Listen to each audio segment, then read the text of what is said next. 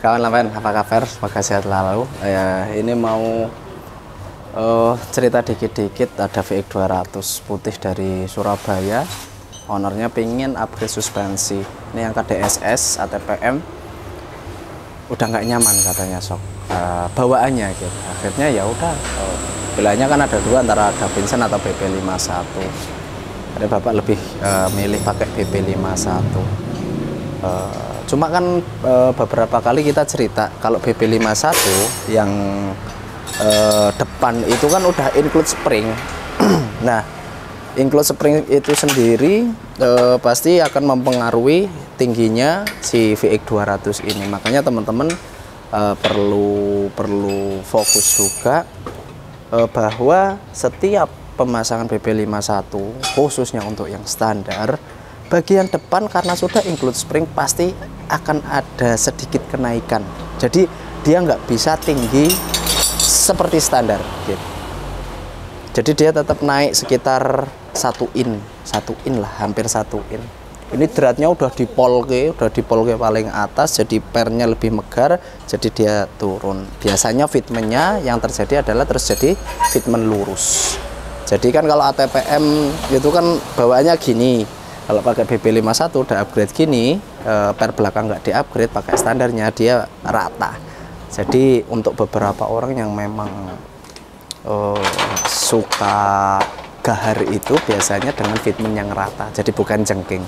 Kalau jengking kan terlalu ini ya, terlalu mobil inilah city car gitu. Kalau rata gitu kan gagah kayak mobil-mobil off-road gitu kan.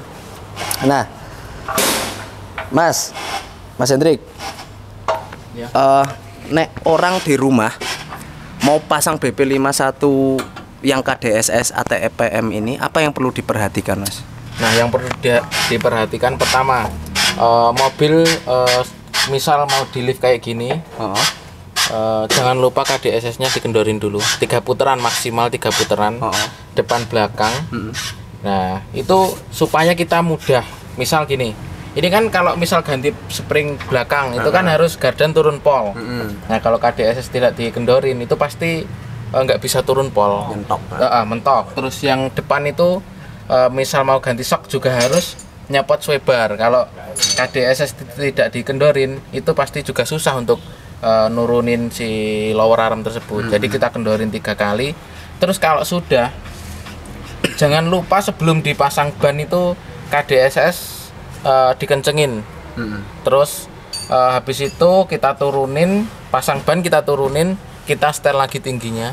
Misal biasanya kalau udah dikendorin itu, kalau dikencengin lagi pasti miring mobilnya. Kita harus setel lagi KDSS-nya supaya mobil itu kelihatan rata, nggak miring lagi. Yes, oke. Nah, untuk setel KDSS, kalibrasi KDSS sudah ada di video-video kita sebelumnya, dan itu Mas Wahyu langsung juga yang ngasih tutorial. Jadi teman-teman jangan khawatir. Yang pasti tips tadi yang dari Mas Hendrik itu teman-teman perlu notes benar-benar. Apalagi kalau di rumah pasang sendiri atau di daerah pasang di bengkel lain itu.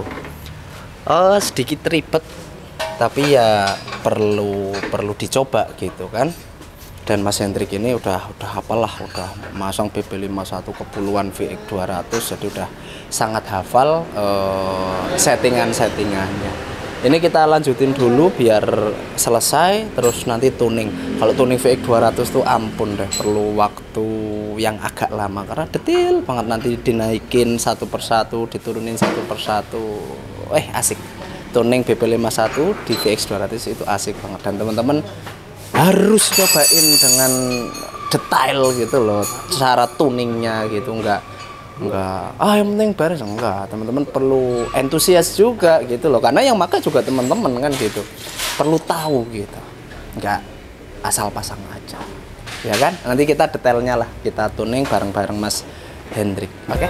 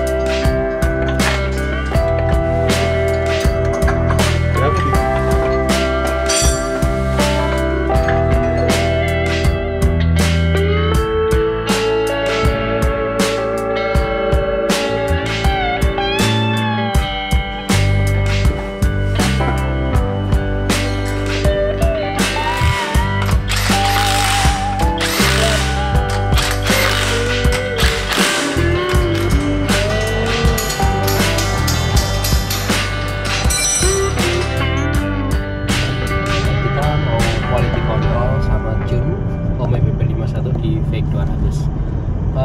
Untuk pilihan shock di VX 200 sebenarnya upgrade-nya banyak. Ada WBB 51, ada Davidson, ada King Shock yang ada di Indonesia ya.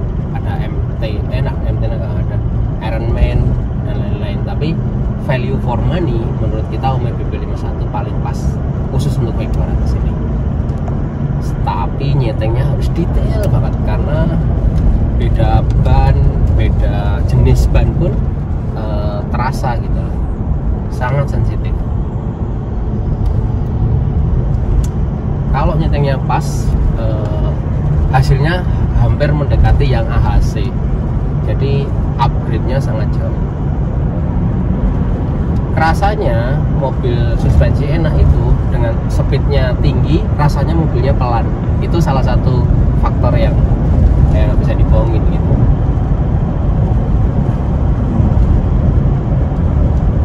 Jadi kata ribonnya kepokean gitu, di sini belakang kokean kali ke atas sini.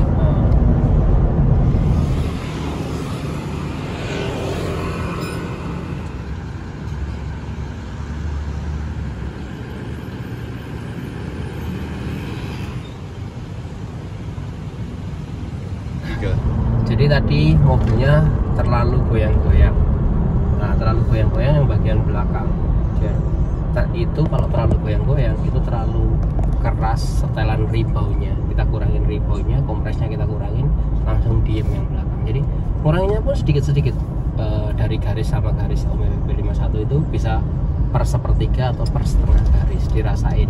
Kalau kita fokus di suspensi belakang, ya fokus di belakang, selesai baru yang depan gitu. Jangan dua-duanya langsung di setel, nanti bingung. Karena butuh feel banget untuk ngerasain perubahan shockbreaker, karena WBB 51 itu geser dikit aja langsung berubah gitu loh. Ada banyak, ini terkait sama banyak teman-teman di online gitu nanyain kenapa kok saya sulit nyetel shock, terutama BB51. Sebenarnya karena si BB51 itu sangat sensitif.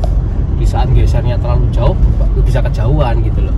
Jadi memang harus benar-benar dirasain sedikit-sedikit, dan kalau fokus depan ya depan dulu, fokus belakang dulu. Sebelum kita setting shock, yang perlu diperhatikan adalah tekanan ban harus setting dulu. Misal ini setting tekanan ban di 28 atau 30, ya udah setelan ban pas dulu, baru kita setting suspension. Selesai setting suspension baru sporing balancing, finishingnya itu.